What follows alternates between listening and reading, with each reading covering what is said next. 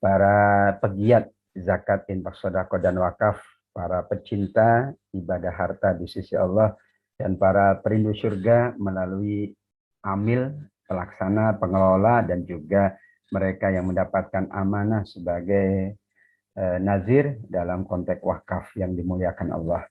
Bismillahirrahmanirrahim. Assalamualaikum warahmatullahi wabarakatuh. Waalaikumsalam warahmatullahi wabarakatuh. Alhamdulillah allazi ja'ala Ramadan syahran mubarakah wa ja'ala ta'atana lillah taqarruban wa qurba. Asyhadu an la ilaha illallah falikul habbi wan nawa wa asyhadu anna Muhammadan abduhu wa rasuluh sahibul wa'di wal wafa. Allahumma barik lana fi Ramadan fi a'malina fi amwalina fi ahlina fi mujtama'ina fi munazzat matina ya kesma ya rahman ya rahim amma ba'du.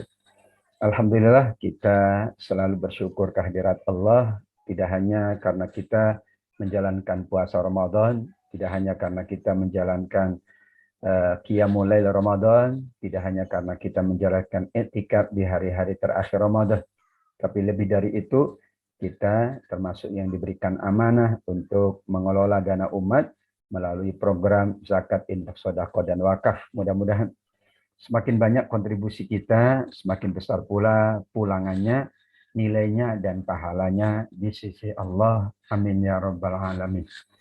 Salawat serta salam kita sampaikan kepada baginda Rasulullah Nabiullah Muhammad sallallahu alaihi wasallam, panutan kita semua, teladan kita semua. Baik dalam menjalankan akidah kita, dalam melaksanakan ibadah kita, dan tentu dalam menjalankan muamalah kita. Melalui Yakesma ini, kita akan memperkuat keimanan kita, memperkuat ubudiyah kita, dan memperkuat muamalah kita. Mudah-mudahan karena kita mengikuti tuntunan Nabi, kita semua adalah umatnya yang mendapatkan syafaat di yaumil qiyamah. Amin ya rabbal alamin. Baik para peserta kajian yang dimuliakan Allah dari Yakesma dan sekitarnya di Sumatera Selatan. Temanya adalah tidak ada yang fokus. Temanya tanya jawab seputar jisab. Jadi ini lebih fleksibel, tapi mudah-mudahan nanti ada fokusnya ya. Kalau seputar zakat atau jisab itu amat sangat banyak sekali. Baik, kita awali dari ayat Allah Subhanahu wa taala. Jika mungkin saya share screen. Boleh panitia menjadi co-host. Ini ya, supaya kita memahami sedikit gambaran untuk dipresentasikan. Baik, yang pertama yang harus kita jadikan landasan sebagai apapun, sebagai pemilik harta, sebagai pengelola harta, atau sebagai penerima manfaat harta. Posisi kita bisa tiga, ya, yaitu pemilik harta, kemudian kita juga pengelola harta, pengorganisasi harta, tapi juga bisa penerima harta. Ya, kalau itu kita jalankan, semangatnya adalah para insan madani adalah kita menjalankan ibadah dan itu hanya untuk beribadah. Nah, kalau kita lihat dari sudut pandang sarana ibadah itu kita jalankan dengan fisik kita, sholat, puasa, baca Quran. Tapi yang tidak kalah penting, ada ibadah yang kita jalankan melalui atau dengan sarana harta kita. Zakat, wakaf, infak, dan sodakoh. Ada yang zakat, infak, sodakoh, wakaf, jiswab. Ada yang zawais, ya, zawais, zakat, wakaf, infak, sodakoh. Supaya wakafnya nomor 2 gitu ya. Karena lembaganya kan ada 2, lembaga Basnas dan lembaga BWI, Badan Wakaf. Kalau infak sodakoh itu udah termasuk di dalamnya. Jadi yang sudah ada terlembagakan itu adalah Basnas, Badan Amil Zakat Nasional, dan Badan Wakaf Indonesia. Jadi zawais ya, zakat, wakaf, infak, dan sodako. Tapi ini hanya istilah aja ya. Jadi teman-teman wah berubah, enggak berubah. Cuman kalau lihat secara kelembagaan yang diatur oleh undang-undang memang ada Basnas dan ada BWI. Ada ibadah yang kombinasi, yaitu ibadah haji dan ibadah umroh. Jasadnya harus di Mekah, tidak boleh hanya di Indonesia, tidak boleh virtual itu ya. Tapi kalau ibadah harta boleh secara virtual. Nah, ibadah fisik ini yang sulit secara virtual. Ya, karena memang keberadaan fisiknya harus ada. Tapi kalau zakat, ya wakaf boleh kita salurkan melalui media virtual, teknologi, gitu ya, transfer dan sebagainya, tidak ada masalah. Karena memang sejak awal ibadahnya dengan harta. Kalau dengan fisik, ya harus dengan fisik. Nanti puasanya virtual, nggak bisa ya. Memang harus betul-betul tidak makan dan tidak minum gitu ya. Ya, harus betul-betul ada gerakan dan bacaan sholat. Demikian juga haji dan umroh, tapi kombinasi. Karena tidak mungkin tidak ada sarana harta dalam ibadah dan haji dan umroh kita. Nah, inilah konsepsi dasar para insan madani yang dimuliakan Allah.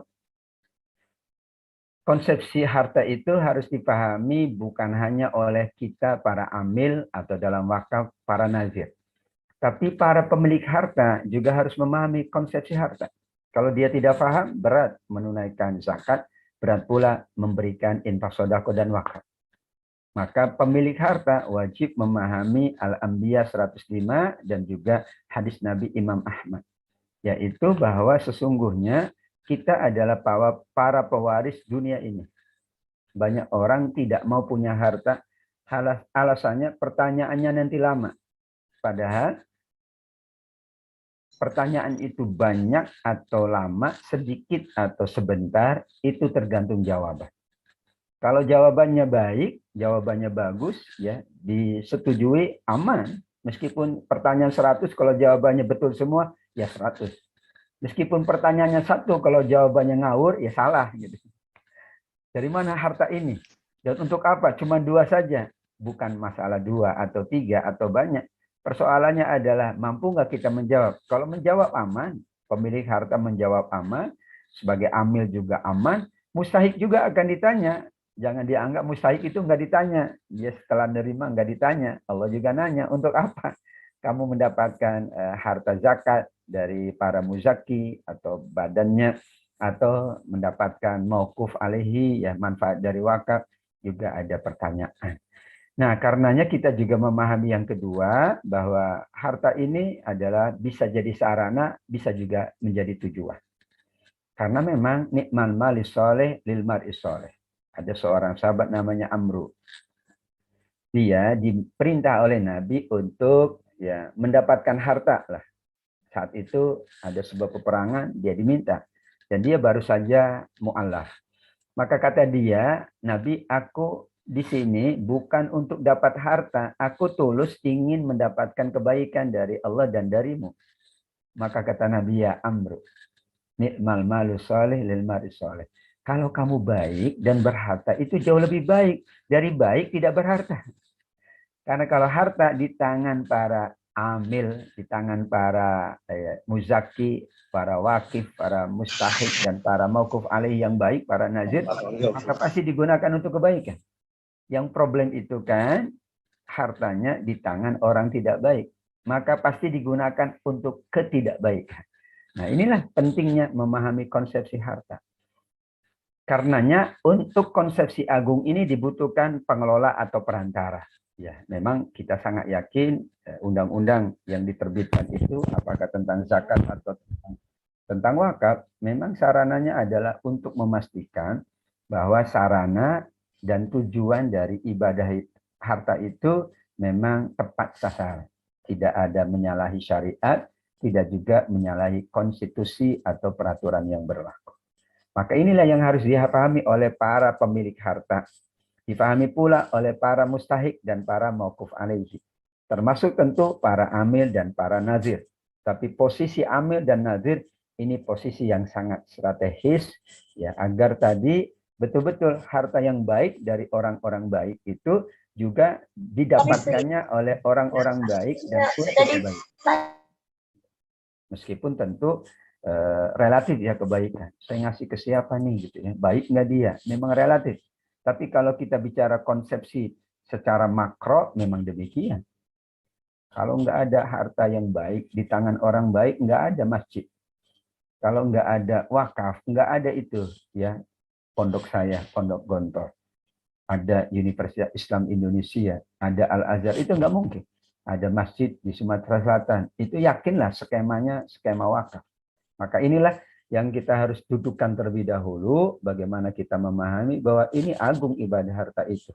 Dan karenanya konsepsinya tidak hanya dipahami oleh para amil atau para nazir, tapi pemilik harta, ya sehingga ia menyalurkannya juga secara tepat dan ia gunakan dengan sebaik-baiknya, terutama mauquf alaih ataupun para mustahik. Nah, kalau kita rumuskan lagi, maka harta itu warisan orang soleh. Tadi ayatnya sudah, ya, annal ardo yarithuha ibadah solih. Kemudian harta ini harus kita pahami bahwa harta itu wasilah untuk mencapai apapun. Mencapai kesejahteraan memang harta. Bahkan mencapai kekhusyuan dalam beribadah juga harta. Bisa dibayangkan ya, Bapak Ibu, orang berharta itu sesungguhnya kalau dia memahami dengan baik, ibadahnya pasti lebih baik. Kalau dia paham. Karena dia tidak terganggu, ya sudah. Saya kan dapat menyelesaikan dengan cepat harta ini. Maka saya bisa beribadah dengan sebaik-baiknya. Bisa dibayangkan kalau mengais rezeki, apalagi sesuap nasi dalam waktu 10 jam tidak dapat-dapat, itu berat. Maka adalah konsepsi ziswab ini. Karena tidak semuanya pemilik harta, tapi pengguna harta. Nah, kita semuanya user, ya. Ada sih owner gitu, tapi dikit ya. Pemilik harta, tapi umumnya user, para pengguna harta. Nah, kalau kemudian pengguna harta ini tidak mendapatkan harta untuk digunakan, ya dia gunakan cara yang lain supaya tujuannya tercapai. Tidak ada di dunia ini yang tidak membutuhkan harta. Tapi diingatkan, wabtaghi fima atakallahu darul akhirah. Kita cari akhirat tapi melalui dunia, melalui harta, melalui kebaikan dan anugerah dari Allah. Harta itu disebut oleh Allah khair ya. Wa innahu li hubbil khairi lasyadid. Al-Adiyat ayat 8. Kemudian juga di surat Shad ayat 32, Nabi Sulaiman itu pernah diuji dengan khair. Khair kebaikannya saat itu adalah khail. Ya, ini beda ro sama beda lam. Yaitu kuda. Ini ahbabtu hubbal khairi an dzikri rabbi. Kudanya memang tentu kuda yang nggak ada tandingannya ya. Maka ia tertarik, terkagum-kagum ya, sampai di riwayat itu dia tertinggal sholat di awal waktu lah.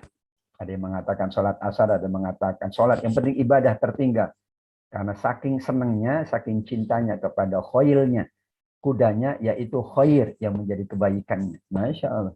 Kemudian dicoret sedikit agar tidak terlalu bagus. Begitu. Tapi kalau kita punya kendaraan, jangan ya. Ini kendaraan bagus banget, saya calarin dikit, jangan. Itu tidak boleh. Yang penting, inilah pemahaman kita. Harta itu khair. Makanya kenapa kita siap untuk menjadi para amil, para nazir, untuk membentuk lembaga yang profesional, karena memang pengelolaan itu super penting. Ya. Anak-anak yang belum dewasa tidak boleh mengelola. Allah larang. Wabtalul yatama hatta idza balagun nikah. Baru kalau sudah mampu, sudah dipastikan mampu mengelola, baru kita uangnya serahkan kepada anak-anak yatim tadi. Karena pengelolaan yang salah berdampak kepada ya salah tepat, salah sasaran, salah guna dan salah-salah yang lain. Disitulah dipahami bahwa ini warisannya orang-orang terbaik. Inilah wasilah atau sarana kita mencapai berbagai tujuan. Tujuan pendidikan, tujuan ekonomi, tujuan ibadah, bahkan bisa jadi tujuan agama. Ya, kalau ada hadis yang sebagian mengatakan dhaif, tapi sebagian mengatakan hasan, ya udah, bahwa kadal fakru ayyakuna kufran. Tapi secara maknanya sangat luar biasa. Ya, orang akan lebih mudah kita nasihati, kita ingatkan kalau kita pernah memberikan kebaikan dalam bentuk harta kepadanya. Tapi sulit kalau kita tidak pernah memberikan kebaikan dalam bentuk harta. Ada pepatah Arab ya, jauhi kalbak kayat baka. Udah, laparkan anjingmu, dia akan mengikuti kamu kemanapun. Ya, karena itu adalah manusiawi fitrah. Maka kita fahamkan dengan sebaik-baiknya kepada siapapun, pemilik harta kita, para muzaki, para donator, para wakif, atau kepada para mustahik. Karena mustahik ini juga kita berharap menjadi muzaki. Para mauquf alaihi suatu saat dia menjadi wakif. Nah, itu yang kita harapkan. Karena yang kita inginkan, ya kalau kita bahasakan dengan Nabi sangat dermawan, tapi Nabi itu dermawan dan menyiapkan para dermawan berikutnya. Datanglah atau hadirlah sahabat Utsman, Abdurrahman bin Auf. Dan kita pun demikian. Sesungguhnya ya Kesma itu kan ingin menghadirkan para dermawan. Jadi dermawannya itu semakin meningkat gitu ya. Berarti muzakinya, berarti wakifnya itu naik terus. Bukan kemudian mauquf alaihnya yang naik ataupun mustahiknya naik. Nah, itu juga konsepsi yang sangat penting dalam memahami ini. Nah, ini motivasinya adalah bahwa kita membutuhkan harta itu karena memang individu terbaik, keluarga terbaik, masyarakat itu sebagaimana dicontohkan. Ini luar biasa. Ternyata Bapak Ibu dan teman-teman semua, tidak semua orang Madinah itu kaya. Tidak semua. Karenanya ada bab zakat yang zakat fitrah, yang tidak semuanya ya harus berpenghasilan sekian. Yang penting punya makanan hari ini dan hari rayanya. Udah cukup. Berarti kalau digambarkan ya masing-masing nanti beda sesuai dengan lokasi ya. Akan ditetapkan oleh Basnas daerah masing-masing. Demikian juga fatwa MUI memang berbeda-beda. Tapi standarnya min ausati matut imuna, yaitu dari standar pertengahan yang kita konsumsi. Ya. Karena kalau relatif itu kita bangun, maka terjadilah relativitas terus-menerus. Tapi kalau kemudian standarnya adalah dari yang biasa dikonsumsi berdasarkan kepatutan, maka itu akan mudah. Yaitu Al-Maidah 89. Fidyahnya orang Jakarta bisa beda. Fidyahnya orang kaya bisa beda. Fitrahnya orang kaya juga bisa beda. Karena semangatnya Allah gariskan. Min ausati matut imun ahliku. Ya, kita makan berasnya bagus, kita ngasih berasnya jelek. Nah, itu berarti kita tidak paham konsepsi harta. Berarti cintanya berlebih-lebihan. Makanya pertengahan yang kita konsumsi. Tentu tidak harus seperti yang kita konsumsi, tapi pertengahan lah. Jangan sampai yang paling buruk. Apalagi diingatkan jangan memberi sedangkan kita sendiri tidak mau. Wala tayammumul khabitha minhu tunfikun walastum bi akhirih. Kita beri tapi kita sendiri sebetulnya nggak mau. Ya. Sehingga disinilah gambaran konkret luar biasa. Ini yang kita inginkan gitu ya. Orang Madinah nggak semua kaya, tapi mereka nggak menaruh perhatian kepada apa yang dimiliki muhajirin. Mereka mengutamakan padahal kata Allah, walau kana bihim khasasah. Mereka itu sangat kesusahan juga. Ya. Disinilah kita sangat yakin bahwa ibadah harta dan mereka yang terlibat dalam ibadah harta ini adalah dalam rangka menghadirkan inilah. Bayangkan, kalau tidak, ya sudah. Sulit menghadirkan masyarakat terbaik kalau tidak di-backup dengan harta terbaik. Dan ini Nabi SAW. Ya, sekian banyak yang dijalankan dalam rangka ya memperbaiki masyarakatnya. Dan salah satu sarana atau media yang paling ditunggu-tunggu adalah media yang bernama harta. Nah, kalau kita gambarkan ibadah harta, teman-teman, memang ibadah harta itu punya keunggulan 3. Ibadah fisik pasti membutuhkan sarana yang bernama harta. Silakan saja. Orang sholat kalau tidak punya sarana sholat. Dan menyiapkan sarana sholat menjadi wajib kalau sholatnya wajib. Karena itu sarana. Bayangkan menyiapkan anak-anak soleh dan soleh. Tidak mungkin tanpa sarana prasarana. Maka ada beasiswa. Menyiapkan pesantren yang unggul. Maka harus ada SDM yang unggul. Dan membutuhkan sarana-sarana itu. Maka bisa dibayangkan kalau masyarakat lain juga menyiapkan endowment fund, yaitu dana abadi, gitu ya, dana bersama, maka wakaf itu menjadi solusi yang sangat baik sekali karena bersifat produktif, sedangkan yang lain umumnya bersifat konsumtif ya, infak sodako atau zakat juga lebih banyak konsumtifnya. Tapi boleh. Tapi kalau wakaf memang tidak boleh konsumtif, memang harus sejak awal menjadi media produktif. Nah, ibadah harta menjadi pengganti ibadah fisik. Orang uzur tidak puasa ganti fidyah. Fidyah itu kan ibadah harta. Dam yang tamat itu kan wajib bayar dam. Itu pasti ibadah harta. Ya, ada kafarat juga ibadah harta. Malah di sini ya pahala yang Allah siapkan bagi para ya mereka yang banyak beribadah harta adalah pahala yang berkekalan. Kalau gambarannya orang udah nggak sholat karena sudah meninggal, yang nggak ada pahala sholat. Tapi orang yang sudah meninggal punya dahulu infak sodako wakaf apalagi, dia terus pahalanya mengalir, tidak diputus oleh Allah. Ya, pernah buat masjid, pernah buat lembaga pendidikan, pernah mensolehkan orang sehingga orang itu soleh dan orang itu menjadi SDM unggulan di pendidikan, di ekonomi. Itu masih mengalir pahalanya. Dia kemudian dengan ilmunya menyampaikan lagi terus mengalir. Padahal orangnya sudah tiada. Tapi kalau ibadah fisik, ya udah, berakhir usia kita selesai. Nah, kenapa kita bergelut di bidang ibadah harta? Karena kita sangat yakin ini adalah legasi yang tidak pernah berhenti pahalanya. Ya, ini adalah yang kita akan tinggalkan.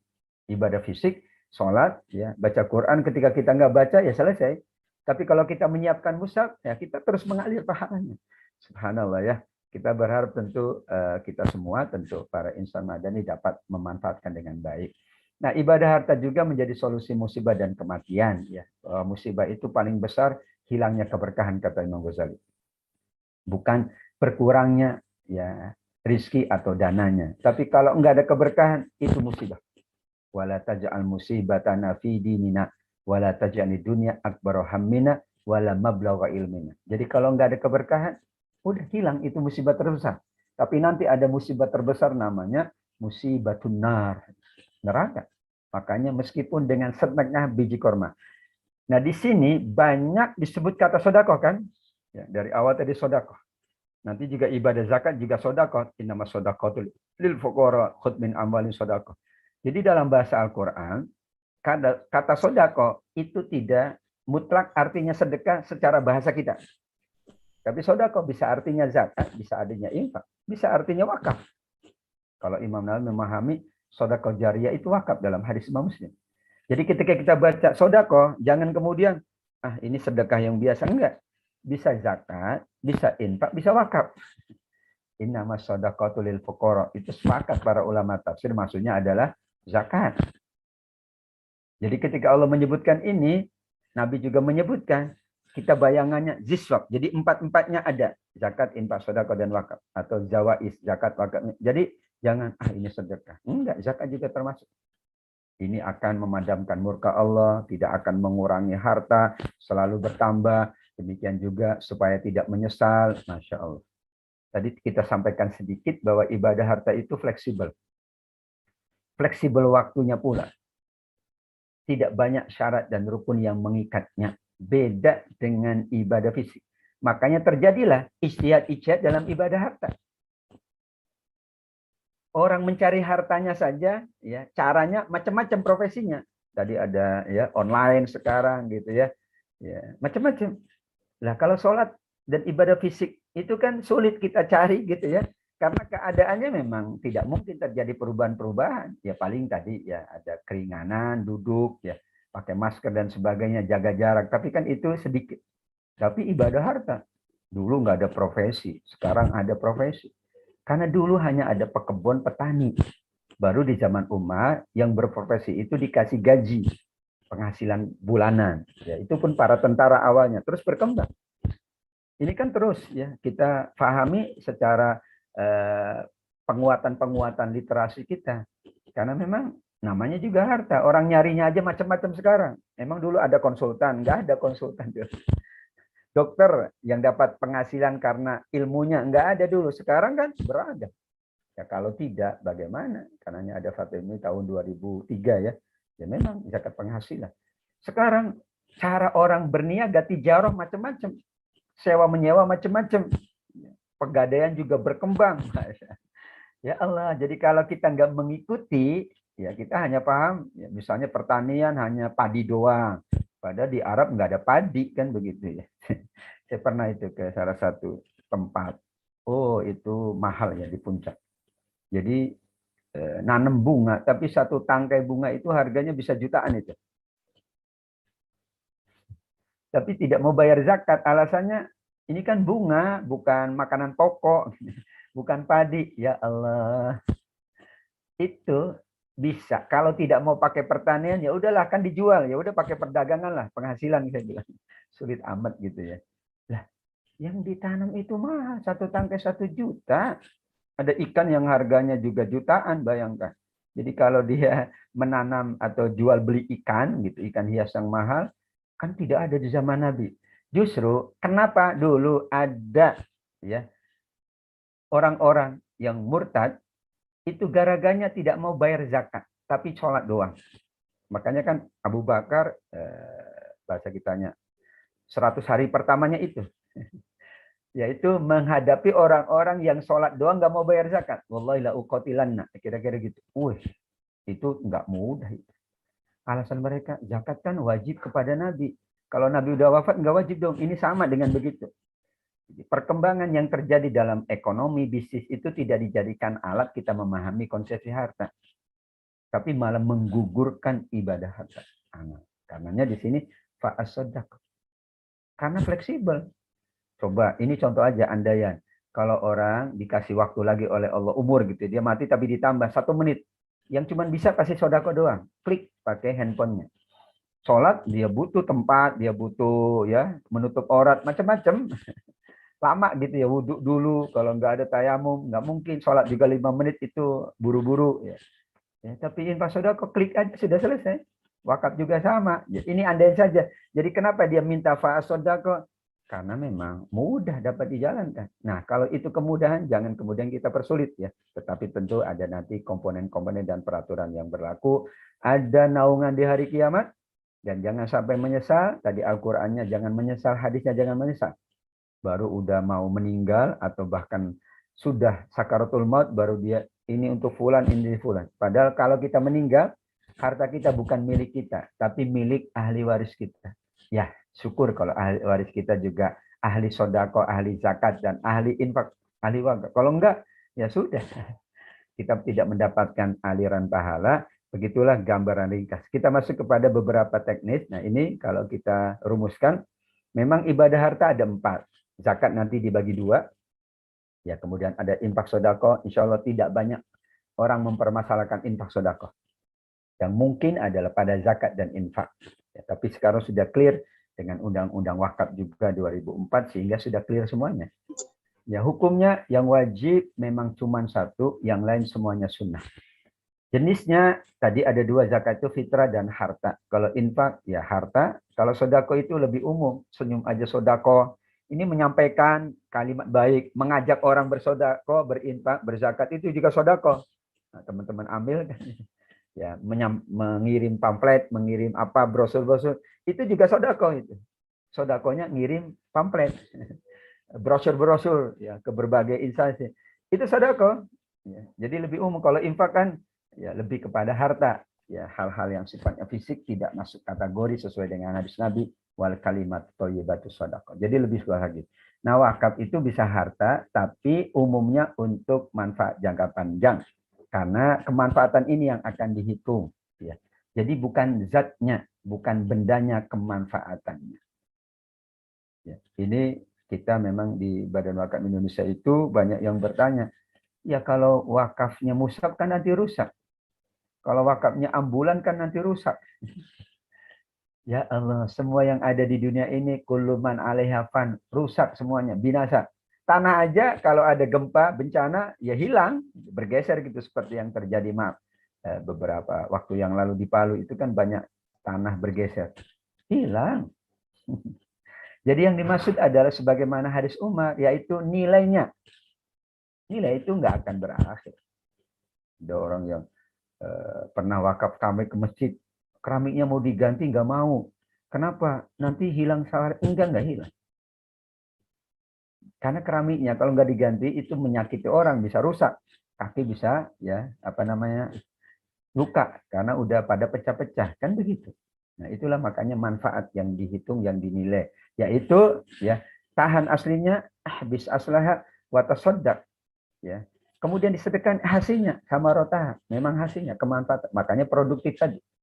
Ya kalau dalam bahasa kami, kalau kita dapat telur itu harus menghasilkan ayam, ayam menghasilkan telur, terus barulah hasilnya itu diberikan kepada mauquf alaihi.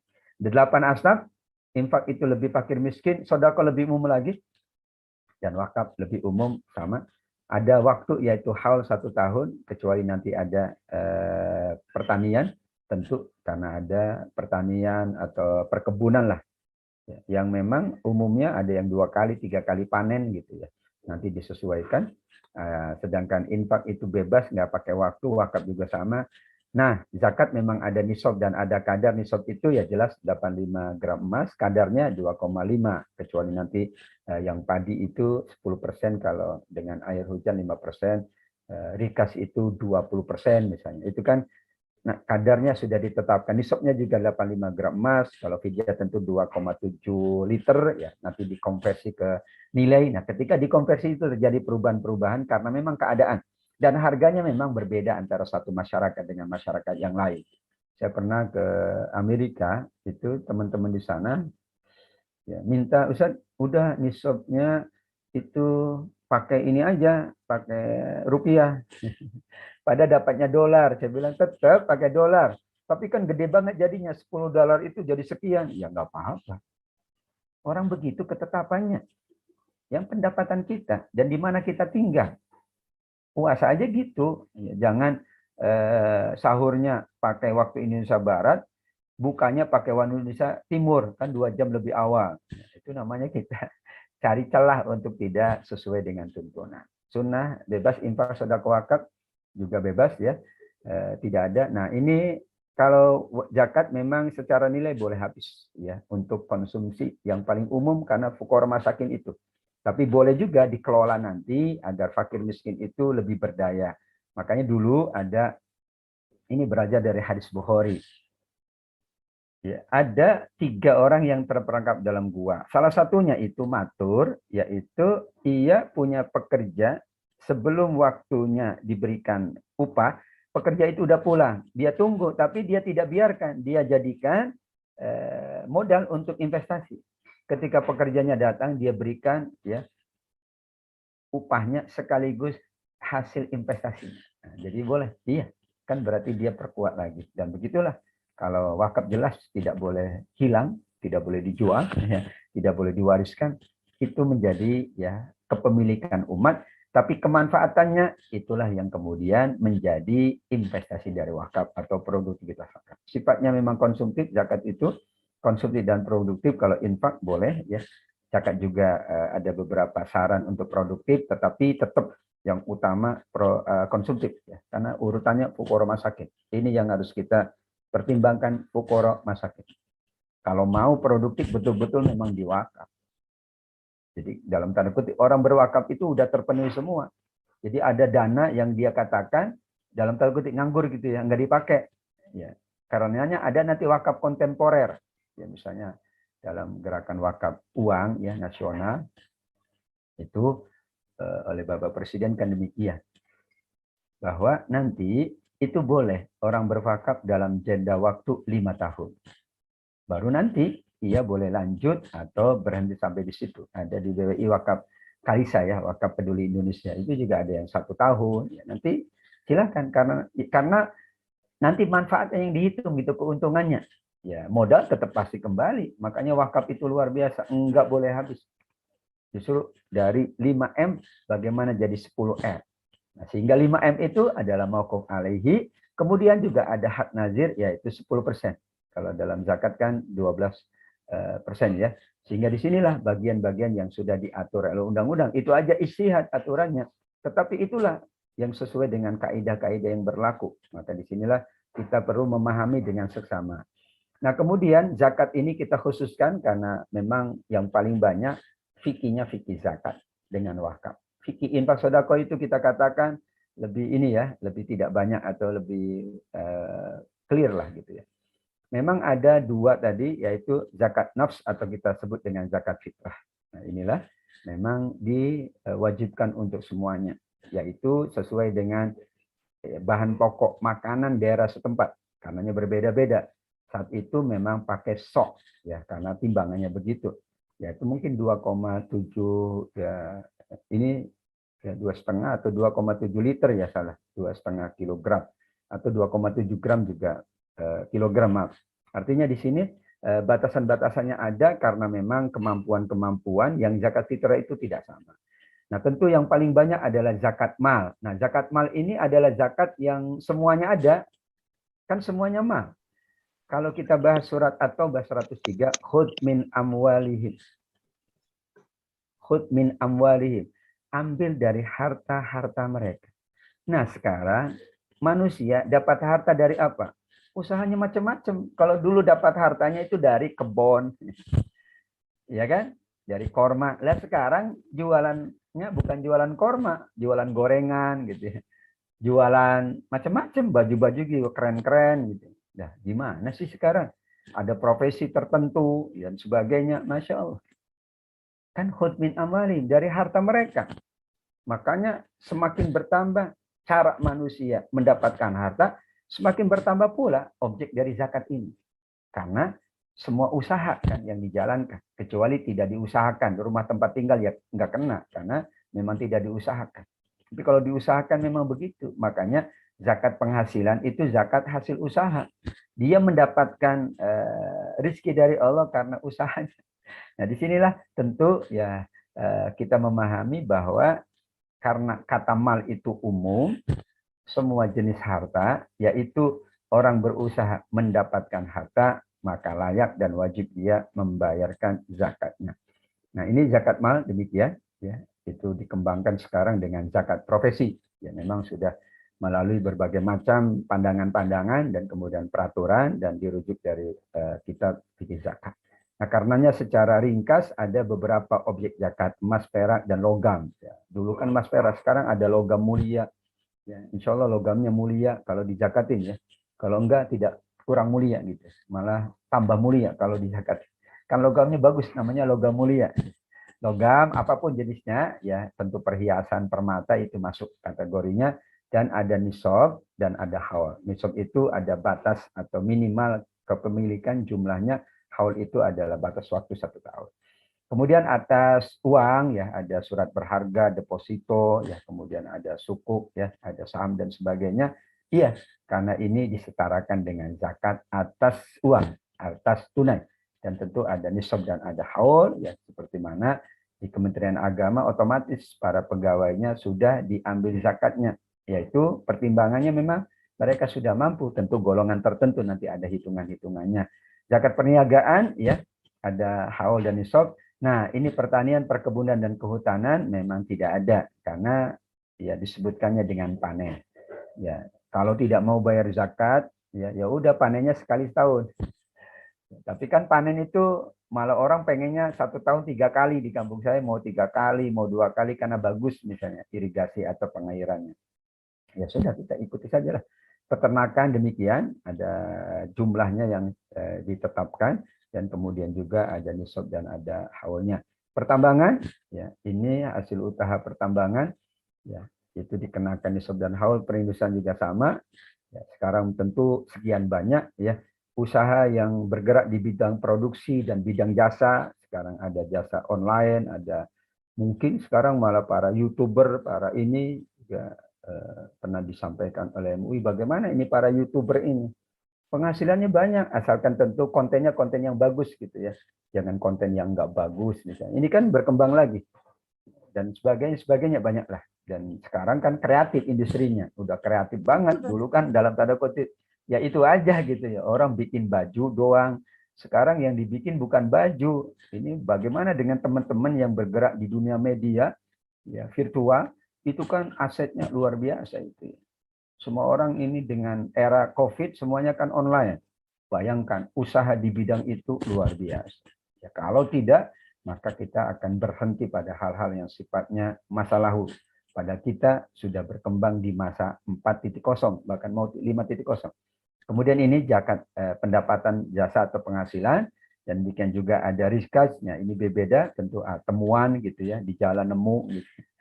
Tentu kalau di jalan lihat, itu jalan umum pasti ada yang punya. Ya, maksudnya adalah biasanya dulu namanya juga rizkat itu yang terpendam. Jadi harta temuan tapi yang terpendam. Kalau yang di atas bumi gitu ya, kan ada orang nemu ya. Dulu ada di airport nemu ya, itu berapa M. Ya itu pasti yang punya orang. Ya. Tapi kalau dipendem gitu di dalam tanah nggak ada yang punya, kecuali orangnya yang mendem ya. Tapi misalnya kita tidak tahu, tiba-tiba ketika gali, sama dengan di masa ada gali kemudian dapat sesuatu ya, itu tentu menjadi pertimbangan menjadi objek zakat ini. Nah, syaratnya tidak terlalu berat ya. Yaitu syaratnya ketentuan yaitu milik penuh, al-milkul tam, halal tentu usahanya cukup nisab dan haul.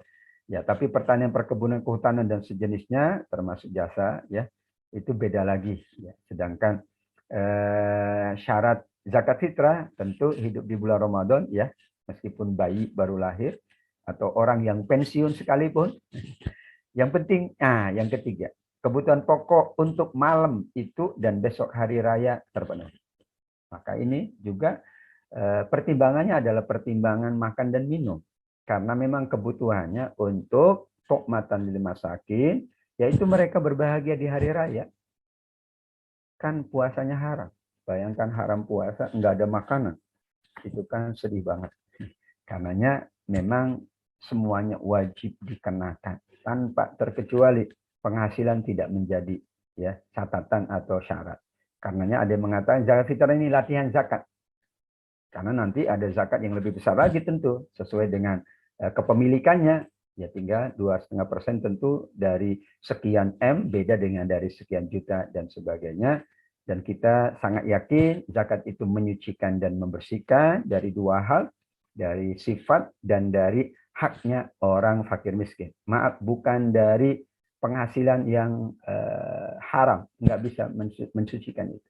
Tapi diri kita ya dari sifat-sifat buruk, sekaligus harta kita karena pasti di dalamnya ada hak orang-orang yang tidak mampu, apakah meminta-minta atau tidak meminta-minta. Ini jangan khawatir para muzaki, para munfik, para wakif mendapatkan ya doa dari para mustahik dan mauquf alaihi. Dan doanya mustajab. Kan mereka orang kesulitan. Dakwatul mazlum mustajab, senang banget. Sehingga dianjurkan bahkan sunnah untuk mendoakan orang-orang yang berwakaf atau berzakat, berinfak sedekah. Seperti kita menyiapkan doanya untuk mereka yang mendonasikan atau yang membayarkan zakat, infak, sedekahnya dan wakaf kepada kita. Barakallahu laka wa baraka alaika dan barakallahu. Ajarakallahu fima ataita wa barakalaka fima abqaita wa ja'ala laka tahur ya. Ini contoh saja, tapi silakan doanya yang lain juga enggak ada masalah. Yang penting washolli alaihim. Doakan mereka karena itu adalah kebaikan-kebaikan yang mereka inginkan dari para mustahik dan para mauquf alaihi. Mereka membutuhkan doa karena supaya hartanya bisa berkembang lagi, usahanya bisa maju, lancar dan sebagainya. Ada ampunan dalam zakat. Sekali lagi sodako tidak selalu dimaknai sodako, tetapi bisa zakat karena ayat-ayat mengisyaratkan demikian. Nah, ada naungan di padang mahsyar, bayangkan. Kalau tidak ada naungan, betapa panasnya padang mahsyar itu. Ternyata di antara yang menaunginya adalah ya menunaikan ziswab atau zawais, zakat wakaf. Menambah harta, jangan khawatir. Malah makna zakat adalah bertambah, berkembang, dan tumbuh. Orang yang berilmu, kalau ngasih ilmu itu nambah ilmunya. Ya, apalagi ada pertanyaan, nah itu nambah ilmunya. Ya. Dan jangan khawatir, memang pilihan manusia itu ingin berkembang hartanya bertambah, tapi dengan cara riba. Padahal Allah gambarkan, kalau pakai zakat, dapat lebih besar. Makanya akan dibinasakan kalau ingin nambah dengan cara-cara yang kotor, tapi akan disuburkan kalau nambahnya melalui ya zawais ya ibadah harta yang tadi disebutkan. Dan banyak sekali ya hadis-hadis dari Nabi SAW mengingatkan kalau gemar ya berinfak bersedekah maka ia akan mendapatkan doa malaikat ditambah diganti. Kalau ya pelit bakhil maka malah didoakan kebangkrutan. Nah terakhir ini tentang SK Amil atau SK Nazir. Jadi kalau kita bahas surat At-Taubah 60, ini sodakot, tapi ini babnya zakat. Tapi kita bisa kaitkan dengan amil juga. Karena kan sodakot dengan nazir juga wakaf. Karena sodakot kan tadi bahasanya tidak selalu sedekah dalam arti yang sunnah tadi. Ketika bahas fukoro pakai li, itu namanya hak, memang hak mereka. Karena mereka tidak mampu. Tapi kita para amil itu Allah sebutkannya wal amilina alaiha mas'uliyah. Berarti ini penghormatan dari Allah. Amil boleh kaya, boleh. Tapi apresiasinya bukan karena ketidakmampuan, justru karena ia mengelola. Maka Allah berikan penghargaan atas ala mas'uliyah. Jadi kalau ala itu mas'uliyah. Bagaimana tugasnya? Solahiyah, agar tepat, sesuai. Itkon, dia memang betul-betul profesional. Ada ihsan. Ya, sesungguhnya dia mendapat atau tidak mendapat, ia jalankan dengan sebaik-baiknya. Namun Allah berikan itu dan di undang-undang memang 12 ya, sehingga itu menjadi catatan pula bahwa amil memang alokasinya tidak boleh lebih dari itu.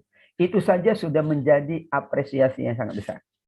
Sehingga ada 3 kategori yang diperhatikan oleh para amil atau nazir: penghimpunan, distribusi, dan investasi. Tentu dalam wakaf kan istismari, lebih kepada investasi.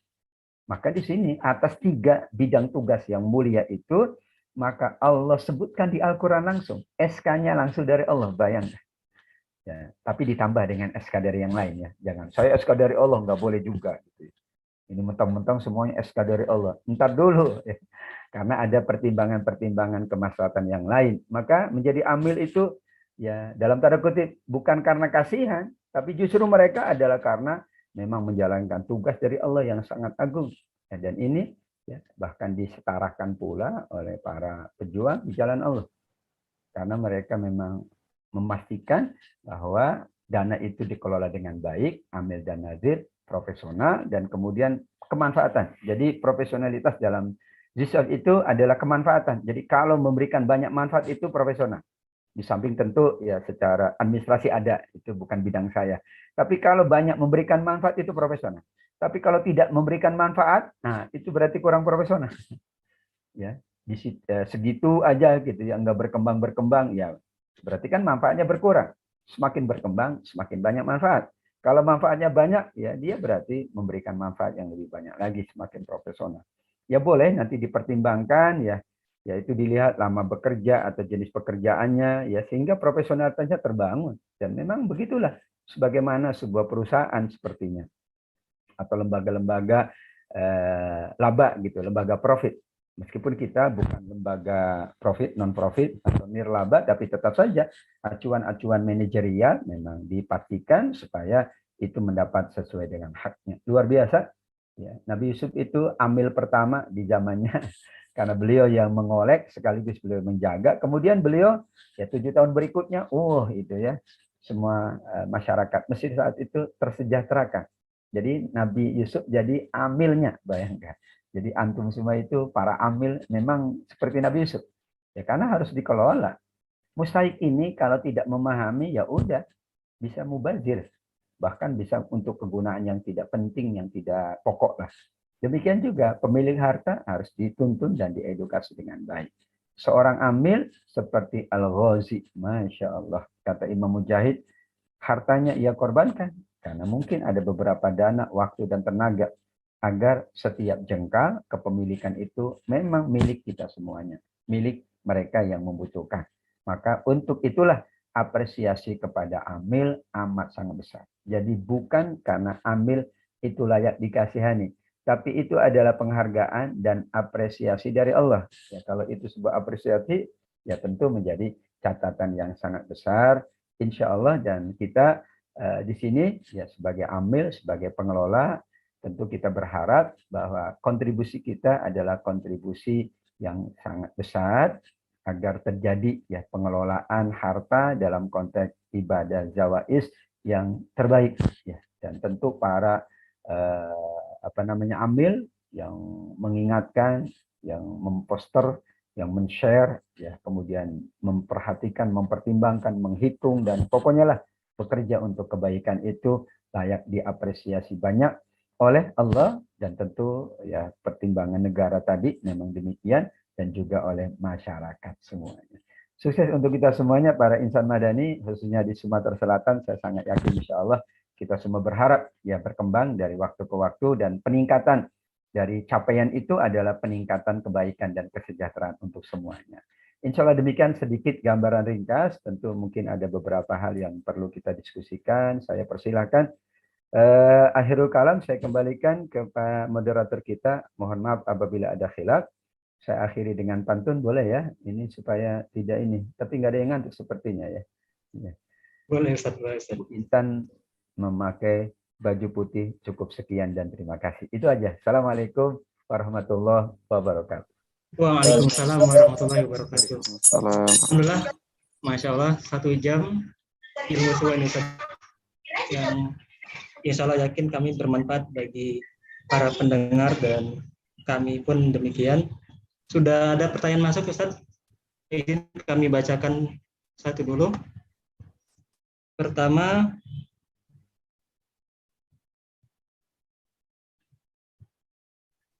dari Ibu Riana Asni, izin bertanya, untuk zakat mal setelah dihitung jumlah zakatnya, apakah harus dalam bentuk uang? Bolehkah dalam bentuk barang, misalnya sembako yang langsung kita berikan kepada yang berhak? Dua, untuk kendaraan dan rumah, apakah juga terkena zakat dan bagaimana cara menghitungnya, Ustaz? Baik, dari Bu Rian ya, saja. Barakallahu fiik. Ya. Jadi penghitungan kan penghitungan teknis ya, termasuk juga zakat harta dalam bentuk uang. Maka juga untuk pembayarannya bisa dengan ya bahan pokok, misalnya dengan sembako. Ada balah ini sebagai kias ya, bahwa sesungguhnya yang kita terima itu kan dikonversi kepada nilai uang. Karenanya yang kita beri juga dapat dikonversi dengan nilai uang atau nilai barang, kembali kepada barang.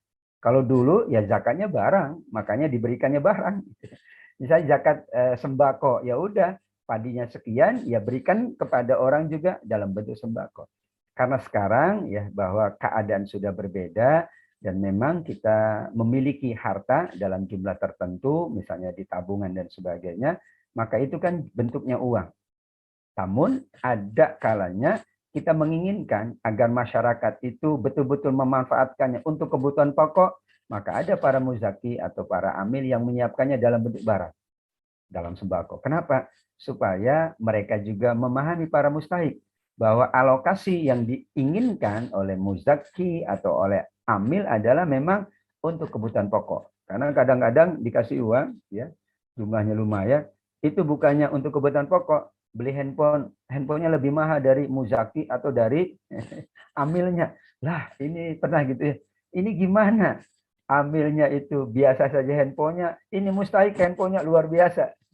Ya, sehingga dibolehkan yaitu kias bahwa dahulu memang zakat itu juga atas benda, atas barang ya, bahkan bahan-bahan pokok, tidak ada memang uang. Baru kemudian ada sejarah namanya uang, barulah kemudian dihitung. Jadi uang itu hanya untuk konversi saja, penghitungan-penghitungan.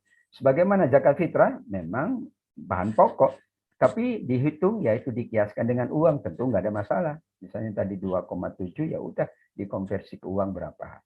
Nah, jadi kalau rumah dan kendaraan tidak untuk ya usaha, maka tidak termasuk objek zakat. Karena itu adalah merupakan penggunaan yang bersifat rutin. Kalau rumah digunakan untuk sewa menyewa, jadi zakatnya atas sewa menyewa, berarti atas usaha sewa menyewa. Ada rumah ya, itu dijadikan sebagai tempat usaha. Yaitu rumahnya tidak kena, tapi kan dia berusaha atas rumah itu. Jual beli rumah, iya baru akan kena. Karena jual beli rumah sekiranya digunakan. Yaitu sama dengan emas perak. Kalau emas perak disimpan, itu kena zakat. Tapi kalau dipakai, nggak kena. Kalau begitu pakai semua aja, tentu ada pertimbangan lagi. Pakainya berdasarkan kelayakan kepatutan, uruf. Punya 100 gram dipakai semua, itu enggak uruf, supaya enggak kena zakat. Maka ada namanya hilatuz zakat, cara atau celah orang untuk tidak bayar zakat. Jadi selama tidak digunakan untuk usaha, maka tidak termasuk objek zakat. Demikian. Oke, terima kasih untuk Ibu Rian Asni. Kalau ada masih pertanyaan, dipersilakan. Dan bagi peserta yang ingin langsung dialog, mungkin karena kepanjangan mungkin bingung mengutarakan dalam chat, bisa unmute. Tapi kami kembali bacakan di kolom chat, ada pertanyaan lagi, Ustaz. Masjid kami termasuk masjid kampung. Masyarakat membayar zakat di masjid, lalu panitia zakat membagikan kembali ke orang yang berzakat tadi, tapi jumlahnya tidak sama dengan yang disetorkan. Misalkan bayar zakat buat 4 jiwa 10 kilo. Kadang dikirim lagi ke orang tersebut 5 kilo dengan pertimbangan penilaian ekonomi keluarga jamaah masjid. Nah, ini bagaimana, Ustaz? Ngasih kembali lagi, Ustaz. Masya Allah. Kan zakat itu sudah dituntut tadi, at-Taubah 60. Siapa yang berhak? Ya tadi, fuqara, masakin, dan 8 asnaf. Ya. Melainkan orang itu memang termasuk 8 asnaf. Umumnya, saya yakin ini bukan zakat harta, tapi zakat fitrah. Ya. Umumnya memang bukan zakat harta ya. Kalau zakat harta tidak boleh dong. Kalau zakat fitrah kan, bisa yang berzakat itu memang sesungguhnya orang yang dikategorikan miskin. Kan dia punyanya cuma 150.000 untuk 2 hari. Kan wajib zakat fitrah tadi. Karena ada kelebihan untuk malam Lailatul Qadar. Idul Fitri dengan hari Idul Fitri. Jadi kan hitungannya sangat kecil sekali. Tapi dia berzakat fitrah, dia akan mendapatkan hak dari zakat yang lain. Kenapa? Karena memang dia membutuhkan. Kalau fitrah memang untuk besok hari saja. Tapi zakat yang lain untuk sekian banyak waktu dan keluarganya. Mudah-mudahan itu hanya zakat fitrah ya. Dan tentu kalau itu zakat fitrah ya nggak ada masalah. Tapi sebaiknya ya ini karena seharusnya ya masjid kalau tidak menjadi lembaga zakat dia tidak boleh melakukan ini. Dia harus bermitra kepada lembaga amil zakat ya. Karena itu yang disesuaikan dengan Undang-Undang 2012 ya.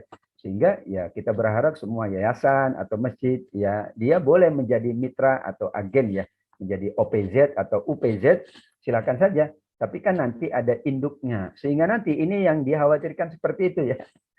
Malah dulu di kampung saya ya, Pak Rifai bukan begitu lagi. Ya, yang kaya itu ayah saya karena kiai gitu. Semuanya zakat ke ayah saya kiai ya. Kan nggak begitu caranya. Ya kembali kepada tuntunan di surat At-Taubah 60. Melainkan itu zakat fitrah. Karena zakat fitrah itu pertimbangannya adalah bukan pertimbangan kaya atau miskin. Pertimbangannya adalah memiliki enggak 1 hari kebutuhan atau 2 hari dengan hari raya untuk makan pokok. Ya karena kan semangat Idul Fitri kan makan dan minum semangatnya. Karena haram puasa. Maka selama dia punya, dia wajib zakat fitrah. Kemudian dia boleh dapat zakat dari yang lain karena tetap kategorinya miskin. Ya kan penghasilannya berarti berapa kalau dia, tapi ada itu ya. Jadi dia memang penghasilan dikit, tapi untuk fitrah dia siap. Jadi dia nyimpen betul-betul untuk fitrahnya. Itu luar biasa. Itu orang mulia sekali ya. Karena dia ingin pokoknya berzakat fitrah. Karena kan kecil, bisa 35.000 kalau memang orang tidak mampu. Beras yang dia beli memang segitu gitu katanya. Ya udah, tapi sama dengan orang kurban, ya itu kan ya dia yang penting berkorban. Kambingnya ya dipenuhi syarat lah meskipun syaratnya minimal. Kan yang terbaik yang lebih bagus. Tapi kemampuan itulah yang dihitung. Mudah-mudahan itu saya sih menduga zakat fitrah ya. Tapi kalau zakat mal atau ya tadi zakat perniagaan, zakat yang lain memang nggak boleh begitu ya. Kembali ke orang tersebut. Misalnya para muzakinya, Bapak Ibu ini ya kembali ke Bapak Ibu. Tapi kami potong. Nah ini bagaimana nanti pertanggungan jawabnya? Nggak boleh itu ya. Demikian insya Allah. Mudah-mudahan zakat fitrah. Sama zakat fitrah seperti yang satu. Karena 4 jiwa katanya. Oh iya betul, jadi zakat fitrah nggak ada masalah. Ya karena memang asal tadi, memang dia kategorinya orang yang tidak mampu dalam tanda kutip. Ya, namun bisa dan sebaiknya ini aturannya adalah dari zakat mal atau dari zakat yang lain atau infak sedekah lah. Sehingga nanti perputarannya itu bagus. Kan kebutuhannya insya Allah bukan untuk makan dan minum saja. Kalau dengan zakat fitrah udah selesai itu makan dan minum. Tapi kan nanti ada kebutuhan yang lain. Ya, kebutuhan pasca Idul Fitri. Demikian, wallahu a'lam. Selanjutnya Ustaz, dari Bapak Budi, ada 2 pertanyaan. Pertama, apakah kalau kita sudah menyetorkan zakat penghasilan sebulan, kita masih harus membayar zakat mal di akhir tahun? 2, apabila ada tabungan dalam bentuk uang dan tabungan dalam bentuk emas, bagaimana cara menghitung nisabnya? Zakat mal apakah boleh dihitung dari sisa tabungan di akhir tahun karena kita sulit menelusuri kapan penghasilan diterima? Baik, Pak Budi, terima kasih ya. Jadi teknisnya memang ya kita boleh bayar per bulan atau setahun. Tapi prinsipnya, kaedahnya memang setahun karena haul tadi. Kalau sudah dibayarkan per bulan, ya sudah dia tidak berkewajiban setahun. Karena ini kan persoalan teknis ya. Memang teknisnya boleh setiap bulan, apalagi yang penghasilannya tetap. Tapi para pengusaha bisa jadi 3 bulan tuh bagus gitu ya, neraca keuntungannya. Bulan berikutnya down. Itu kan bisa terjadi. Jadi kalau per bulan, mungkin 1 bulan, kalau dihitung per bulan ya, bisa jadi bulan ini nggak wajib zakat dia. Orang rugi. Utangnya juga masih banyak misalnya. Tapi ya seperti sekarang lah, Idul Fitri kan naik biasanya. Keuntungan itu ya, Ramadan gitu ya. Keuntungan di bidang jasa, perhubungan itu kan naik. Tapi sebelum itu kan dia lagi turun gitu ya. Apalagi pandemi kemarin. Sehingga itulah kenapa haul atau 1 tahun. Tapi teknisnya memang dibolehkan, apakah kita per bulan, terutama yang permanen ya, artinya pegawai negeri yang tidak ya naik turun gitu ya. Karena ia bisa memudahkan itu. Sehingga kalau sudah per bulan tidak perlu lagi yang 1 tahun. Sekarang tabungannya ada dalam 2 bentuk. Maka tabungan ini kan ia gunakan untuk ya kebutuhannya, maka setelah dipotong kebutuhan, maka masing-masing ya itu akan dihitung, ya nisabnya sama, yaitu 85 gram emas. Dan ini bisa digabung, karena kan satu jenis, yaitu tabungan. Misalnya uang sekian puluh juta, emas kalau dikonversi ke uang sekian. Ya sudah diakumulasi, dihitung, ya karena sudah melebihi 85 gram emas, maka 2,5%. Dan cara menghitungnya sekarang juga sama dengan tadi waktu, ya. Apakah sisa tabungan di akhir tahun? Ya, kita katakan memang paling mudah itu kita menggunakan skema 1 haul tadi. 1 tahun ya udah. Jadi misalnya dia mulai nabung Januari. Ya udah nanti Desember akhir tahun ya udah dia hitung. Supaya itu memudahkan lagi. Ya, ada pula karena dia merasa sudahlah saya lebih baik di awal silakan aja. Misalnya baru 10 bulan dia keluarkan silakan aja. Tapi kan berarti nanti 2 bulan berikutnya ia sudah membayar zakat. Nah, gitu ya. Sehingga ya sudah kalau dia di 5 bulan berarti ya hanya pastikan bahwa 5 bulan berikutnya itu 6 bulan atau 7 bulan itu sama dengan itu. Ya, jangan sampai misalnya per bulan ya, tapi tidak dihitung 1 tahun maksudnya. Ya misalnya 5 bulan dia bayar zakat, itu berarti atas zakat yang 1 tahun. Atas penghasilan 1 tahun. Jangan kemudian 5 bulan, yang 5 bulannya enggak. Misalnya 5 bulan itu 1 M. 5 bulan berikutnya kan bisa nambah. Nah, berarti dia harus menghitungnya bukan 5 bulan. Tetapi menghitung semua 1 tahun, namun membayarnya di bulan ke-6, di bulan ke-7, di hari sekian. Ya, mungkin ada juga beberapa itu pakai momentum. Wah, ini momentumnya bagus. Ya silakan aja, momentum Ramadan. Pada belum nyampe setahun. Saya momentum Ramadan ini mulia banget, silakan aja. Karena itu ya, tapi tetap hitungannya harus semua harta yang dihitung dalam rentang waktu 1 tahun. Itu saja. Terima kasih. Wallahu a'lam. Terima kasih Ustaz. Ada yang unmute? Apakah ter-unmute atau mau bertanya? Silakan kalau mau bertanya, Pak. Sepertinya ter-unmute ini. Baik, silakan. Ini sebagian kayaknya Ustaz lagi pada itikaf ya. Masya Allah. Mudah-mudahan Ustaz. Amin. Ibu Dini Pak Lutfi kayaknya sama pertanyaannya dengan yang tadi Pak Budi. Kurang lebih sudah terjawab Ustaz ya. Baik. Kemudian ke Pak Arif. Assalamualaikum, maaf Ustaz mau tanya terkait fidyah. Apakah wanita menyusui boleh bayar fidyah saja atau bayar fidyah dan qada puasa juga? Lalu apakah wanita menyusui yang tidak puasa di awal Ramadan niatnya mau bayar fidyah, tapi pada hari ke-10 Ramadan wanita tersebut haid? Apakah haidnya ini juga dibayarkan fidyahnya sesuai jumlah hari haid atau tidak? Baik, ada 2 ya dari Pak Arif ya. Ini Pak Arif sepertinya untuk istrinya atau untuk ibunya ya. Ya, wanita menyusui boleh nggak bayar fidyah? Ada 2 pandangan. Jadi ada 4 mazhab itu 3 konklusinya. Yang pertama fidyah saja, yang kedua qada dan fidyah, yang ketiga qada saja. Ya. Kalau berdasarkan Syafi'i ya, itu adalah dua-duanya qada dan fidyah. Tapi kalau para sahabat dahulu termasuk Abdullah bin Umar, jadi kalau fikih itu landasan seharusnya ada landasan dari para sahabat. Karena yang pertama kali beristihad itu para sahabat. Maka dia cukup membayar fidyah. Yaitu kiasnya adalah wa 'alal ladzina yutikun. Orang tidak mampu, Al-Baqarah 184. Mampu itu kemungkinan 2. Faktor usia, faktor uzur. Uzur yang paling mungkin uzur sakit. Sakitnya yang menahun. Namun dikiaskan dengan wanita hamil dan menyusui. Dan diperkuat dengan hadis Nabi. Nah, hanya memang disebutkan dalam hadis itu diringankan. Tidak disebutkan harus qada, harus fidyah. Disitulah muncul pandangan-pandangan atau ijtihad. Kalau disamakan dengan orang sakit yang menahun, berarti dia fidyah. Kalau dikiaskan dengan orang musafir, ya dia qada. Karenanya, ya jalan tengahnya ternyata wanita yang menyusui dan hamil berbeda-beda. Kalau takut atas anaknya, dia fidyah. Karena nyawa itu harus lebih didahulukan. Bukan dirinya ya, tapi kan anaknya. Karena anak membutuhkan ASI yang bagus, mungkin anaknya kurang sehat dan sebagainya. Tentu rekomendasi medis. Ya, maka kalau kita sarankan cukup bayar fidyah. Melainkan waktu-waktu yang lain ternyata dia mampu.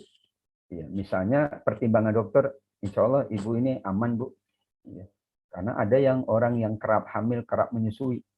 Dan ya ibunya tentu keadaannya kurang baik, kurang sehat, anaknya juga kurang sehat. Kalau itu fidyah saja, karena tidak boleh memadharotkan.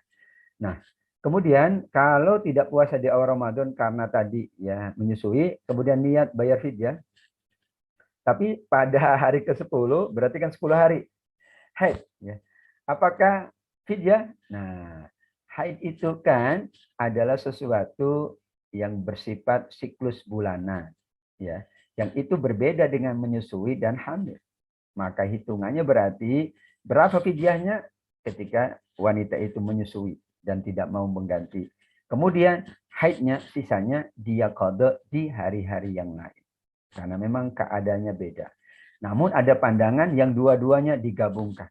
Kalau begitu ya sudah, berapa hari tinggalkan puasa. Apakah karena menyusui, apakah karena dilanjutkan dengan haid. Misalnya nggak menyusuinya 5 hari. Haidnya itu 7 hari atau 15 hari. Ya sudah dihitung semuanya. Ya, sehingga jumlah harinya sama dengan yang ditinggalkan karena menyusui atau ditinggalkan karena haid. Nanti tinggal dihitung, dijumlahkan aja dua-duanya. Yaitu jumlah yang sesuai dengan dia tidak puasa karena menyusui, ditambah dia tidak puasa karena haid. Ya, karena keadaan haidnya bukan keadaan haid biasa, yaitu keadaan haid dia sedang menyusui. Ya, itu yang diambil pertamanya menyusui dulu. Ya, kecuali haidnya bukan karena menyusui, maka dia sebagaimana yang lain menunggu ganti di hari-hari yang lain insya Allah. Demikian Pak Arif, wallahu a'lam bishawab. Ada pertanyaan lagi Ustaz dari Pak Sarif. Assalamualaikum Ustaz, izin bertanya, bagaimana hukum bagi masjid yang mengumpulkan dana zakat fitrah dan zakat mal lainnya? Boleh atau tidak? Kedua, apakah petugas atau panitia pengumpul zakatnya boleh menerima haknya sebagai amil dari dana tersebut? Ya, ini sudah masuk pada tataran peraturan. Ya. Kalau secara syariatnya ya boleh aja, tapi kan kita dipandu oleh ketentuan. Jadi yang boleh mengumpul, mendistribusi, mengelola itu adalah lembaga amil zakat. LAS, ya, apakah NAS atau nasional atau daerah tergantung nanti ya. Sehingga yang memungkinkan yayasan, masjid, musola itu menjadi OPZ, organisasi pengelola zakat, atau UPZ, unit pengelola zakat, atau mitra zakat lah. Nanti bisa kerjasama dengan Yakesma, kerjasama dengan lembaga-lembaga zakat. Ya. Karena apa? Kalau secara syariat tidak masalah, tapi kan persoalannya nanti ya apa namanya pertanggungan jawab secara administrasi, ya, dan banyak sekali pertimbangan-pertimbangan yang lain untuk kemaslahatan bersama. Maka dianjurkan sesuai undang-undang, sekarang masih sosialisasi, masih ada kebolehan-kebolehan. Tapi nanti pada saatnya sudah baik gitu ya,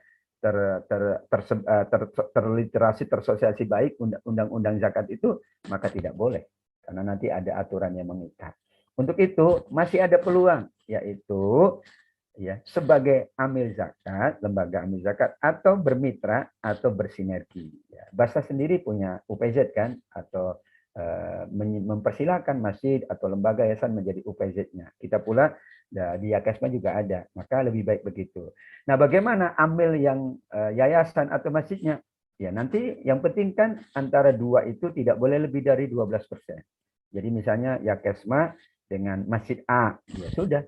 Nanti hak amilnya dibagi dua. Nanti ya tentu ada PKS lah, pekerjaan kerjasamanya bagaimana, kemitraannya bagaimana. Tentu hak dari amil tetap ada. Tapi agar tidak ada double account gitu ya. Tidak ada ini dapat dari sini, dapat dari sini. Karena nanti lasnasnya itu akan di audit pula. Dia tidak boleh itu ada dua. Ini dapat dari sini, dapat dari sini, dan melebihi dari ketentuan yang berlaku. Untuk itu, ya ketika akan melakukan kerjasama, kemitraan, atau sebagai UPZ, maka dipertimbangkan itu hak masing-masing. Jadi ada hak amil lasnya dan ada hak amil dari mitranya. Ya, karenanya ini harus dipertimbangkan dengan baik ya Pak Syarif, sehingga nanti tidak ada dalam tanda kutip, wah panitia kami nggak dapat nih. Ya bagaimana kerjasamanya? Karena dalam hadis al-muslimun ala syurutihim, orang muslim itu diikat dengan persyaratan. Artinya akad kesepakatan itu tidak boleh dilanggar. Karena itu yang harus dipenuhi. Maka berdasarkan PKS itu yang nanti akan menjadi pertimbangan-pertimbangan. Ya betul, pengumpul boleh. Tapi haknya adalah karena dia pengumpul. Kembali kepada lasnya. Yaitu bagaimana peraturan atau kesepakatan-kesepakatannya. Itu mungkin ya. Dari Pak Syarif, terima kasih. Ya, kalau saya anjurkan memang kita bersinergi lah, bermitra atau menjadi organisasi ya, atau yayasan dan sebagainya yang menginduk kepada lembaga amil zakat. Karena nanti ada audit, ada yang lainnya. Kecuali infak sodako lah kira-kira, karena infak sodako tidak terlalu jelimet ya, bebas-bebas aja infak sodako. Itu pun ya tetap sih kita berharap kita patuhi ketentuan yang berlaku tersebut. Insya Allah. Demikian. Terjawab Pak Syarif. Pak Budi bertanya, Ustaz, kalau membayar zakat dari penghasilan yang terima setiap bulan, dihitung dari seluruh penghasilan atau penghasilan menjadi tabungan di bulan tersebut saja? Kayak yang bruto atau neto gitu, Ustaz. Oh iya, ya. Tetap semuanya dari neto. Ya, karena ya sama dengan perusahaan kan ada pengurang-pengurangnya. Ya, karena dia harus ada modal, ada bayar pajak pula, ya, dan sebagainya. Maka di sini kalau dia per bulan, ya misalnya per bulan sudah cukup nisab ya syaratnya, maka dikurangi dari biaya pokok, biaya hidup yang pokok ya, jangan yang ini, yang wants, tapi yang need, yang pokok. Yang pokok kan standar lah, makan dan minum kan pokok. Maka setelah dipotong itu dia bayar. Dan dihitungnya per bulan, ya sudah, berarti penghasilan 1 bulan. Karena dia maunya per bulan. Sesungguhnya ya syaratnya adalah 1 tahun, tapi dia pengen per bulan silakan aja. Tapi berarti kan hitungannya per bulan, hitungan pengurangnya juga per bulan. Ya, maka dihitung kalau setelah dikurangi tidak, ya berarti dia harus sampai 1 tahun. Mas tidak mencapai nisab gitu ya. Tapi kalau sudah mencapai nisab ya sudah berarti per bulan nanti dihitung dan nanti jumlahnya juga sama insya Allah 1 tahun itu, kecuali naik dan turun. Maka umumnya yang per bulan itu adalah orang yang penghasilan tetap. Biasanya kalau tentu perusahaan gitu, orang yang bisnis itu sulit dia per bulan karena khawatir nanti ada kebutuhan di akhir tahun. Kan dia nggak ini lagi nanti, wah udah ini nanti kami sulit. Nah karenanya itulah yang dipertimbangkan supaya perjalanan bisnisnya lancar, usahanya berkembang, dan dia mendapatkan kemanfaatan sekaligus mampu menunaikan kewajiban, maka diberikan tempo, yaitu waktu 1 tahun. Demikian Pak Budi. Ya, jadi tadi boleh, tapi ya hitungannya ya 1 bulan itu, asalkan tentu memenuhi nisab. Jadi apakah per bulan tetap nisab menjadi ukuran, apakah per tahun nisab menjadi ukuran. Jadi kalau per bulan ya udah dipotong bulanan begitu. Kalau per tahun dipotong tahunan. Ya. Tapi tahunan kan bulanan juga ya, silakan aja, nanti kan tinggal dijumlahkan aja gitu ya, insya Allah. Barakallahu fiik semuanya. Oke. Sama-sama wa iya ke Pak Budi atas apa balasannya. Ada masuk juga dari WA. Sepertinya kosong ya, Ustaz Fadal. Dari WA nih, Ustaz. Ada dari WA. Ada pertanyaan terkait dana taspen, Ustaz. Kalau sudah sampai nisab tapi belum diterima, apakah belum wajib zakat atau nunggu nanti selesai pencairan, Ustaz? Ya, tetap nisab menjadi acuan ya. Jadi kalau belum memenuhi nisab, ya kita tunggu sampai terpenuhi nisab. Apapun itu, ya kan pensiun. Ternyata dihitung kok belum. Ya udah nanti dia tunggu ya, atau dia bisa jumlahkan dari penghasilan yang lain, Pak. Misalnya dia bisnis juga gitu usaha. Karena kalau tidak terpenuhi nisab, memang tidak wajib zakat. Apapun itu. Mau penghasilan, mau dagang, mau usaha apapun. Misalnya pedagang bakso nggak nyampe nisab, ya nggak wajib zakat. Malah dia dibantu karena dia kesulitan. Ya, sehingga nanti hitungannya, makanya kenapa 1 tahun tadi, ya siapa tahu nanti dia dapat tambahan dari yang lain, kemudian dihitung kembali, atau tadi kan belum sempurna ya, atau tasbihnya belum semua dikeluarkan karena memang keadaan, ya udah dia biarkan dulu, nanti 1 tahun dia hitung. Ketika 1 tahun belum cukup nisab, berarti memang tidak wajib. Berarti kategorinya memang tidak mampu. Ya, itulah sempurnanya undang-undang peraturan zakat itu atau hikmah Allah, karena memang pertimbangannya kan begitu. Tapi yakinlah kalau mau juga menjalankan ibadah harta, ada infak, ada sedekah, bahkan ada wakaf. Jadi wakaf tidak harus orang mampu karena tidak ada nisab wakaf itu. Bahkan kita menginisiasi sekarang wakaf itu untuk mahasiswa 10.000 per Jumat. Itu hasilnya pernah ada kampus ya di Bandung. Itu per Jumat 10.000 setiap mahasiswa. Itu hasilnya dahsyat. Mereka bisa membuat minimarket kampus. Kemudian ada mereka yang sedang menyusun skripsi atau penelitian dibantu. Ya luar biasa. Pada 10.000 per pekan. Tapi kan sekian ribu mahasiswa. Tapi kan sekian waktu. Nah, tidak terasa kalau wakaf itu kan begitu. Yaitu wakaf dengan uang atau wakaf uang. Nanti dikolek, disiapkan apa bentuk proyeknya atau produknya. Baru kemudian ya sudah. Nazirnya ditunjuk. Kemudian dibuatlah usaha itu. Mauquf alaihnya disepakati dengan para wakif. Ini mauquf alaihnya karena bisa mauquf alaihnya keluarga sendiri, ya mahasiswa sendiri, atau orang luar, nggak ada masalah. Memang bebas di wakaf itu. Jadi misalnya mahasiswa kampus itu, ya sudah. Malah itu lebih baik, supaya nanti yang dibantu melalui wakaf itu, ya mahasiswa itu juga mau berwakaf, meskipun 5.000, meskipun 10.000. Akhirnya dari situlah orang semuanya berwakaf semuanya. Itulah inisiasinya, supaya wakaf itu berkembang, dan masyarakat itu semuanya bisa berwakaf. Karena tidak ada batas minimal, tidak ada batas maksimalnya. Demikian insya Allah. Satu lagi pertanyaan Ustaz masuk. Jika mempunyai tabungan khusus yang dikhususkan untuk anak, namun ketika dijumlahkan dengan tabungan pribadi sudah sampai nisab dan haul, apakah tabungan khusus anak tadi ditambahkan ataukah tidak? Ya, kepemilikan kita itu semuanya. Jadi pengkhususan itu hanya untuk manajemen ya, supaya kita tidak gunakan untuk hal-hal yang di luar dari ini ya, di luar dari kewajiban gitu misalnya. Karena kalau tidak dialokasikan untuk anak, kita bisa beli mobil, beli motor. Nah, itulah yang kemudian diinisiasi ada asuransi begitu, asuransi pendidikan. Maka itu adalah milik kita. Sehingga akan dihitung dengan semua kepemilikan kita. Ya, dihitung ya zakatnya. Insya Allah tidak banyak. Ya, karenanya semua ya bentuk jenis apapun, ya, jenis apa yang kita simpan itu adalah wajib untuk dikeluarkan zakatnya 2,5%.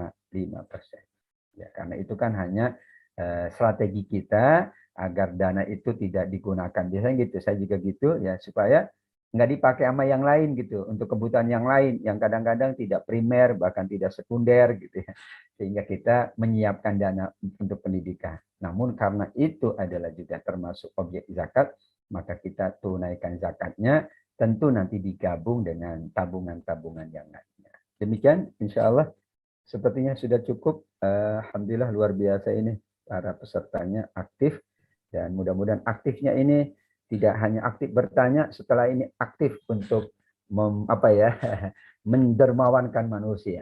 Manusia jadi dermawan, masyarakat Sumsel jadi dermawan.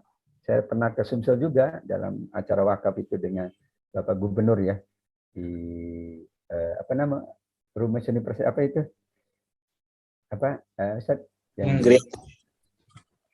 Universitas apa? Sriwijaya. Iya betul. Nah itu Sriwijaya Unsri ya, itu dengan Pak Gubernur dan juga dengan Bapak Ketua Bawah dan Wakaf waktu itu Prof Nuh ya. Karena untuk launching ya wakaf di kampus-kampus, dan rektor juga sangat setuju supaya digalakan masyarakat berwakaf, tidak perlu banyak. Ya, wakaf itu bisa dengan dana yang kecil, tapi nanti kan wakaf itu kolektif. Karena nggak mungkin 10.000 nggak bisa jadi apa-apa itu. Jadi bakso doang. Tapi kalau 10.000 kali 1 juta itu jadi bukan bakso lagi. Jadi ya restoran yang sangat besar. Jadi lembaga tahfidz.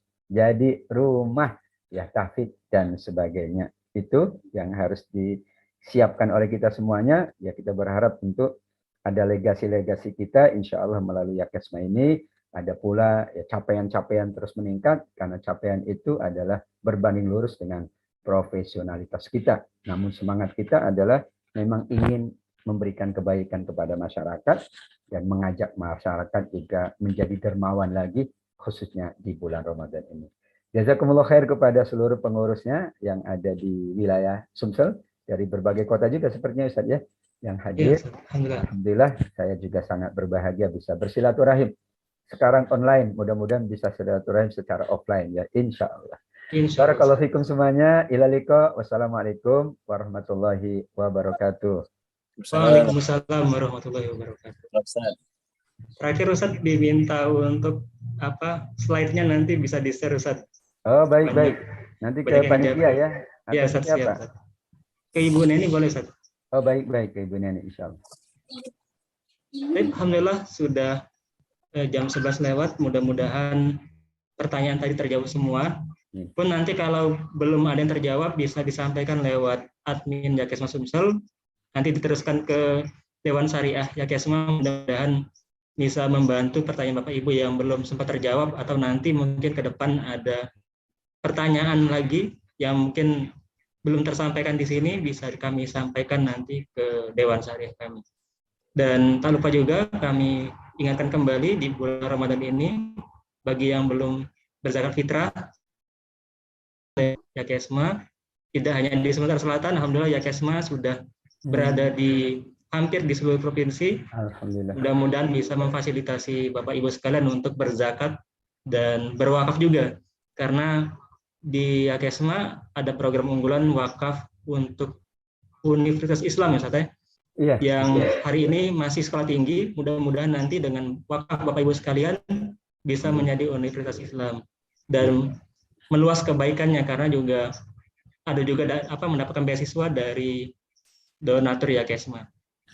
Baik, kita tutup dengan sama-sama melaksanakan hamdalah, alhamdulillahirabbil alamin, istighfar, astagfirullahaladzim. Doa majelis subhanakallahumma wa bihamdika asyhadu an la ilaha illa anta astaghfiruka wa atubu ilaik. Afwan minkum. Assalamualaikum warahmatullahi wabarakatuh. Waalaikumsalam warahmatullahi wabarakatuh. Jazakumullah khair semuanya. Ila liqa. Beristirahat.